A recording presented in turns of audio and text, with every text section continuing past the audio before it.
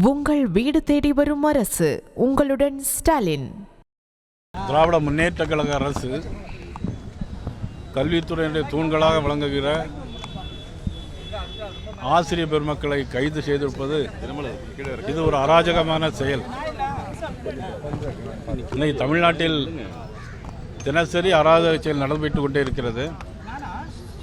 அது உரிமைக்காக போராடிய பகுதி நேர ஆசிரியர்கள்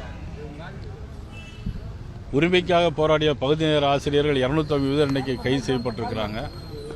தூத்துக்குடியில் 150 பேர் கைது செய்யப்பட்டிருக்கிறாங்க. திமுகவுடைய தேர்தல் அறிக்கையில் சொன்னதை அவங்க கேட்குறாங்க. அவங்களுடைய உரிமை அது. அதாவது பகுதி நேர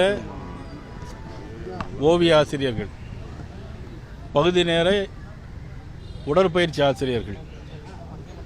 திமுகவுடைய தேர்தல் அறிக்கையில் என்ன சொன்னாங்க? 2021 தேர்தலில் 181வது தேர்தல் அறிக்கையில் பகுதி நேர ஆசிரியர்கள் பணி நியமனம் செய்யப்படும் சொல்லியிருந்தாங்க.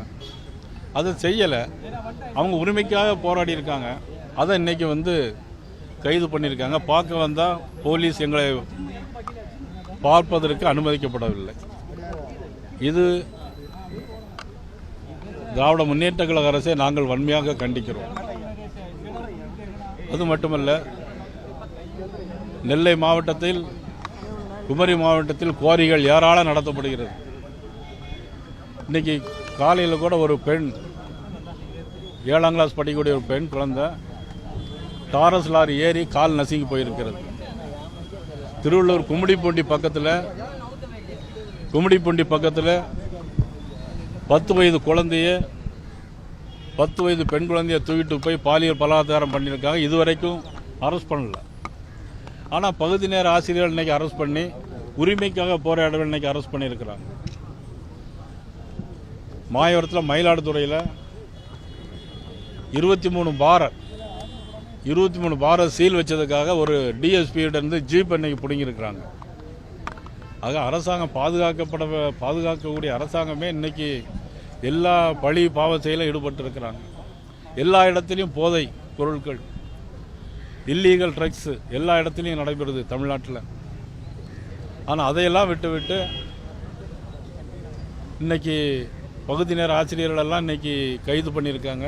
எங்களை பார்ப்பதற்கும் அனுமதிக்க மாட்டேங்கிறாங்க.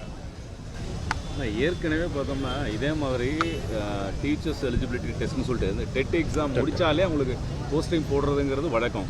ஆனால் அதுக்கு மாறாக இன்னொரு எக்ஸாம் வச்சு தான் நாங்கள் போஸ்டிங் போடுவோம் அப்படின்னு சொல்லிட்டு முன்னாடி ஏடிஎம் கவர்மெண்ட்டில் ஜியோ போட்டாங்க.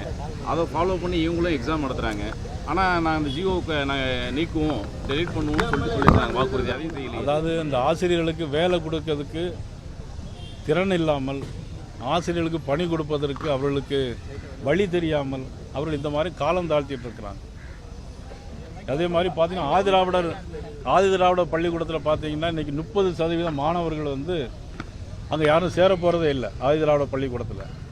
அது மட்டும் இல்லை, இன்றைக்கி தமிழ்நாடு முழுவதும் இருக்க ஆதி திராவிட பள்ளிகளை எடுத்து பார்த்தீங்கன்னாக்கி இன்றைக்கி 5000 ஆசிரியர்களுக்கு மேலே இன்றைக்கி பணி இடம் காலியாக இருக்குது.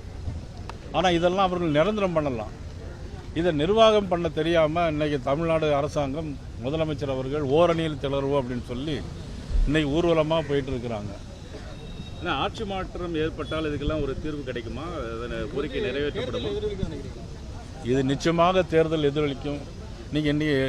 நீங்கள் இதுவரைக்கும் எல்லா தேர்தலையும் பார்த்தீங்கன்னா ஆசிரியர்கள் எந்த அரசாங்கத்தை எதிர்த்து போராடுறாங்களோ அந்த அரசாங்கம் வீழ்ந்திருக்கு. அதுக்குப்படியாக மாற்று அரசாங்கம் நிச்சயமாக வரும்.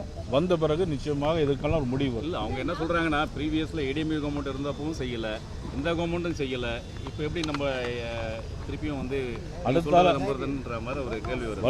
அடுத்தால நாங்கள் உறுதி சொல்கிறோம். நாங்கள் நிச்சயமாக தேசிய ஜனநாயக கூட்டணி ஆட்சி வந்த உடனேயும் நிச்சயமாக இதுக்கெல்லாம் முடிவு காலம் கிடைக்கும். உங்கள் வீடு தேடி வரும் அரசு. உங்களுடன் ஸ்டாலின். செய்திகளை உடனுக்குடனும் துல்லியமாகவும் தெரிந்து கொள்ள சப்ஸ்கிரைப் பண்ணுங்க.